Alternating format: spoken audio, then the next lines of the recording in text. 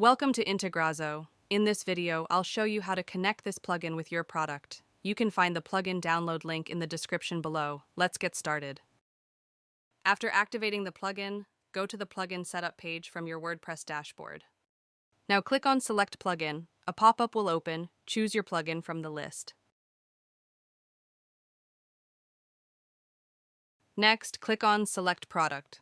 A pop-up will open. Choose your product from the list. After selecting both, click on the Save and Next button. Next, in Step 2, add your account authentication details. First, enter your account name for identification. Next, select your account data center name. Now click the Authenticate button. Now it will redirect you to your Zoho account. Here, review the permissions and click Accept. After that, it will redirect you back to the WordPress plugin page. Step 3 is the field mapping section. Here, you can map your form fields with your product fields. First, select the form you want to integrate from the list. Next, choose the module you want to connect from the list. After selecting both, click on the Save and Next button. Now the field mapping area will open.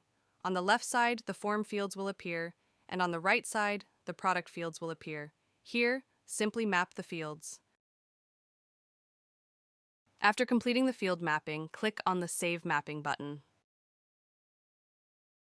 Now the integration is completed successfully. Next, go to the Setup page.